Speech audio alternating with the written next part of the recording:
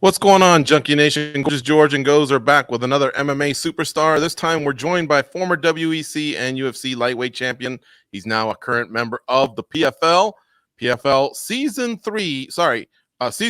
week 3 of the 2022 season is upon us. Friday, the 6th of May on ESPN Plus and ESPN2.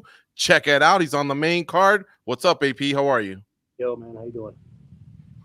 Good. We were just chatting a second ago. It seems like Vegas, which has been part of your life for a while, you've had a place down here for many years, now is your full-time spot?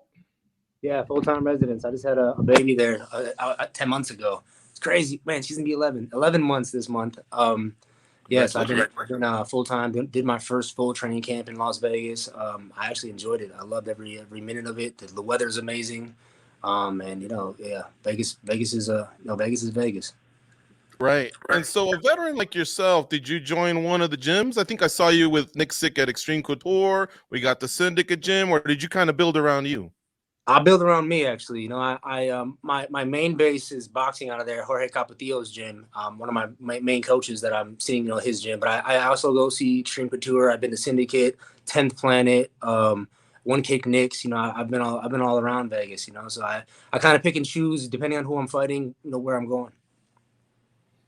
And I wanted to ask you, you were a guest of the PFL. I believe it was during their playoffs, and you were brutally honest. You said, "Hey, look, the season was different than I expected, and I'm going to be ready for season 2, your season 2." So I wanted to ask you, what did you learn from season 1, and how did you apply it to your preparations for this, your second season? Man, this is honestly probably the hardest form of combat sports. I mean, obviously the fight itself is still a fight, but then you have 8 weeks to get ready for your next fight. Whatever injuries happen in the first fight, whatever happens in the first fight, you kind of got to erase it really quick. And that was something new for me. Like, I would have my fights and then I'd have my time off, let my body heal. And then when I was ready, I'd sign back up for another fight or say that I'm ready for a fight. Whereas in this format, like what happens in your fight really matters.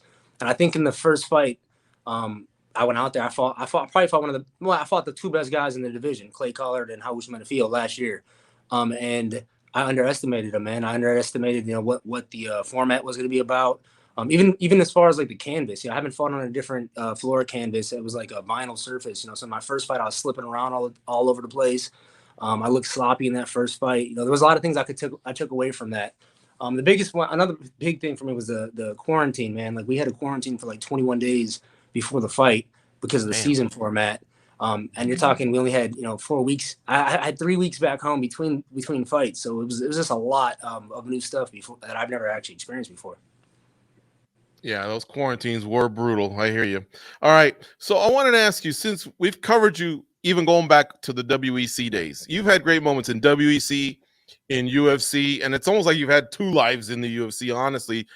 You run it to championship and then post-championship. And I wanted to ask you, if you could revisit an Anthony Pettis from a certain fight, it doesn't even have to be the ones where you won a title. Which one would you want? Which one was a healthy one? Which one was the one where everything was firing on point? You were strong physically and mentally. Wonder Boy was one of the toughest camps I had to get ready for because I was coming off a loss at 155, Tony Ferguson, and then I call out Wonder Boy and he accepted. So it was like, yo, it's time to work. And man, when I got in the cage with that guy, he was a lot bigger than I expected. But I stuck to my game plan. I was very strict on what was happening. I faced some adversity in that fight. So I think Wonder Boy was one of my best performances. Honestly, when I would put that at the top 3 performances of my career. Anthony, would you say, even going back, like George said, WEC and all that, is there one thing that you could say has been a constant this whole time? Maybe something that's motivated you, pumped you up? Do you ever play the same movie, the same song? Is there anything that's kind of kept true with you throughout your whole career?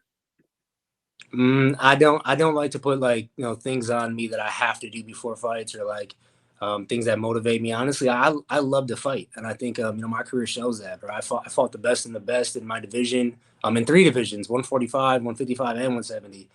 So I think my motivation is I love doing this. This is like what I was born to do.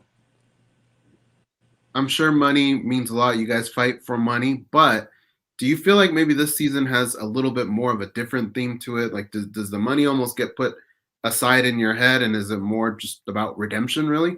It's about legacy too. Like not only redemption. I want the 2 fights that I had last year. I want Haush and Clay Collard this season. And seeing what they did, 2 weeks ago in the PFL one. I know I fought the 2 best guys in the division. So definitely redemption, but also legacy, man. If I can go out there, when I go out there, get this belt this year, a three different organizations world champion is something that I'm striving for. So I think with my little brother, having his success over at Bellator, it's my turn, and I did the work this camp. Is there one in particular that you want more than the other? Clay Collard.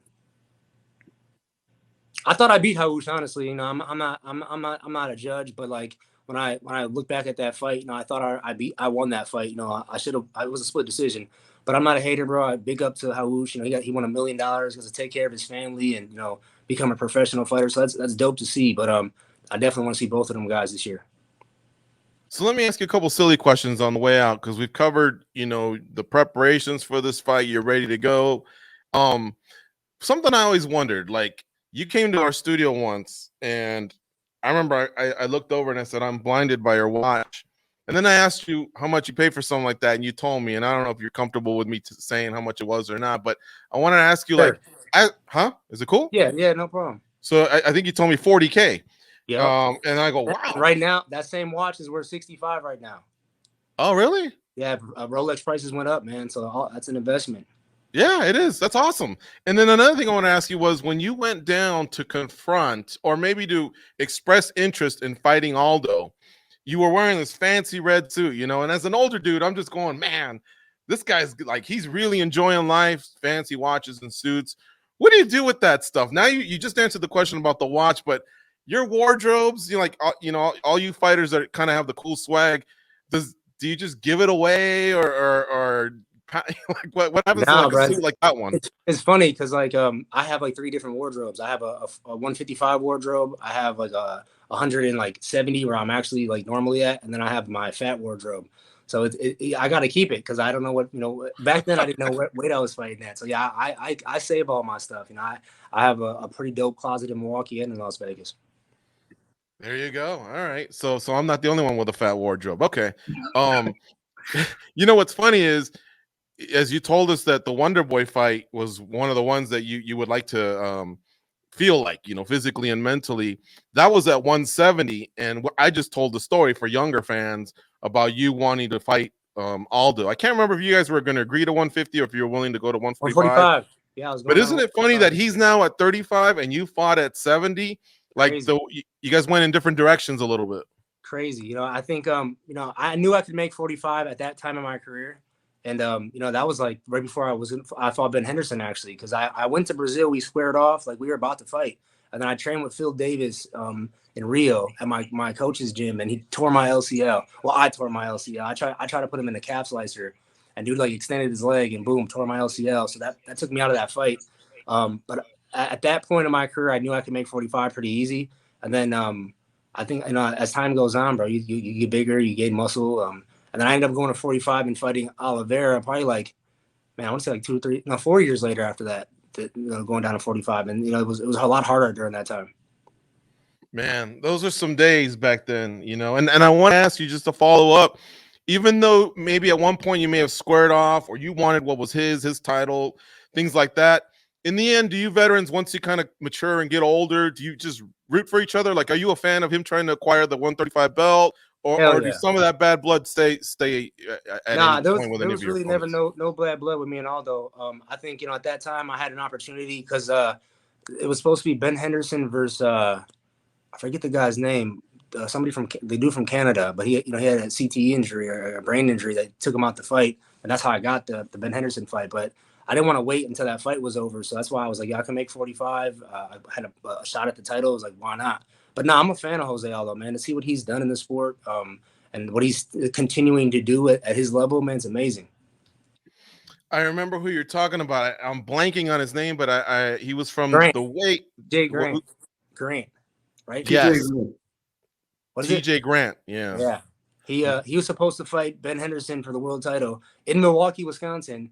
And then he had that brain injury, man, that took him out. And, that's how I got my shot. He never came back, and I know he's from the east part of Canada, like Newfoundland, and he never came back, and that's sad.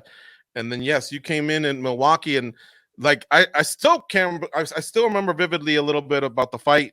You submitted Benson, and nobody could figure out what happened. We were like, "What? It's over? Like, what's going on here?" You know, we were just getting into the fight, Yeah. and I guess you just tapped him really, really quick. And he was back then, if you'll recall, the unsubmittable Benson Henderson. Nobody would have called that, but you got him, man, in your hometown.